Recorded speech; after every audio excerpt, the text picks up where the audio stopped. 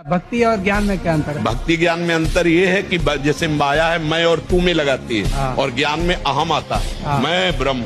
नहीं, और मैं ब्रह्म नहीं है। नहीं महाराज जी, अंतःकरण विशीर्ण चेतन ब्रह्म है। देखो अंतःकरण ब्रह्म नहीं हो सकता जब तक साधन को नहीं पकड़ोगे तो साध्य तक। अभी आपने कहा राग द्वेषमयी वृत्ति का कैसे त्याग होगा? इसी समता से। अंतःकरण की समता ही स्वरूप समता का बोध कराती है। अगर अंतःकरण सम नहीं हुआ तो स्वरूप बोध तो जैसा था वैसे ही अनुभव में ले आएगा। अच्छा एक बात और है, भाई बहुत सुंदर समीचीन आपका उत्तर है जी। लेकिन उपनिषदें जितनी भी हैं, अवतार जितने भी हैं, ये लहरें हैं खाली। महाराज जी आपकी मान्यता है? नहीं मेरी नहीं है, मैं सिद्धांत देख रहा हूँ। देखो महाराज जी, अष्टावक्र गीता, योग वासिष्ठ और उपनिषद इन सब से होकर के आए। तो मुझे मालूम है। हाँ महाराज जी, तो अब हमको बुलावे में इसलिए नहीं डाला जा सकता कि बलात् उसी पर ब्रह्म ने, जिसे वेद कहते रसो वैसा रसम एवं लब्ध्वानंदी बहुत, वही साक्षात मेरे नेत्रों के सामने प्रिया प्रीतम के रूप में। अब जो मैं है वो सकिल गया उनके चरणों में। अब ना तो ज्ञान धर्म व्रत कर्म भक्ति किंकर की, अब वो रस जो आया है हाँ वो अब समझाने लायक। तो रस जितने भी हैं, मैं वैसे खंडन नहीं करता। रस जितने भी हैं जो सारे माइक है महाराज बात, और माइक का जो चक्षु। महाराज जी ऐसे शब्दों का उच्चारण ना करो, क्योंकि अब हमको सहन नहीं। भक्ति और ज्ञान में क्या अंतर है? भक्ति ज्ञान में अंतर ये है कि जैसे माया है मैं और तू में लगाती है और ज्ञान में अहम आता है मैं ब्रह्म। माँ से बढ़कर के कोई भी सबसे पहली जगत में पूजनीय और श्रेष्ठ गुरु माँ है।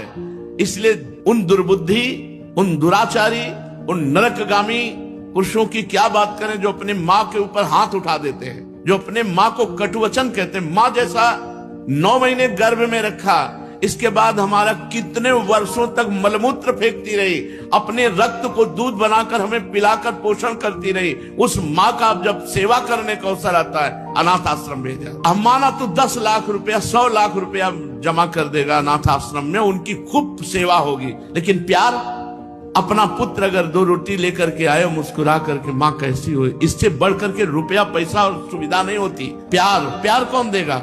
तुम हम बच्चे थे, तुम्हें अनाथ आश्रम में भेज जाती, जाकर के पैसा जमा कर देती, तेरा हालत क्या होता? आज जब माँ की सेवा का अवसर आया, ये जवान लोग VIP बनते हैं। जिसके माँ हो और कोई देवी देवता पूजने की जरूरत नहीं, पूजो तो तुम्हारे भाग्य की बात है, लेकिन सबसे बड़ी देवी माँ है, सबसे बड़ी पूजा माँ है। अगर अपनी माँ की सेवा कर ली तो भगवान को प्रसन्न कर लिया। मान जाओ हमारी बात, जहां तक हमारी आवाज पहुंचती हो, अगर तुम्हारी माँ हो तो चूकना मत। माँ का आशीर्वाद ले लो, विश्व ब्रह्मांड में कभी परास्त नहीं होगे। माँ महामहिम गुरु है, इसलिए माँ को इस मनुष्य लोक में प्रथम देवता, प्रथम गुरु मानना चाहिए। मातृ देवो भव हमारा वेद कहता है। कलयुग में धन की बुद्धि बढ़ रही, धर्म की बुद्धि नहीं।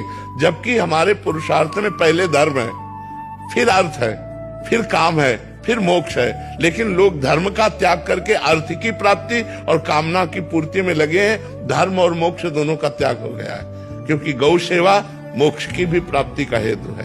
क्योंकि स्वयं भगवान श्री कृष्ण ने परब्रह्म परमात्मा होते हुए भी गौएं चराई, गौओं की सेवा की।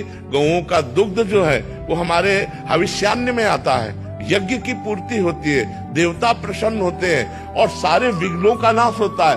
स्वयं भगवान के श्री अंगों में गौ का गोबर लगाकर और गौ की पूंछ से निर्विघ्नता का प्रमाण दिया जाता है। व्यस्त लोग जो आज दुखी अशांत, भाई भाई में झगड़ा, पूरे घर में अशांति छाई, उसका कारण यही है, धर्म का लोप हो जाना।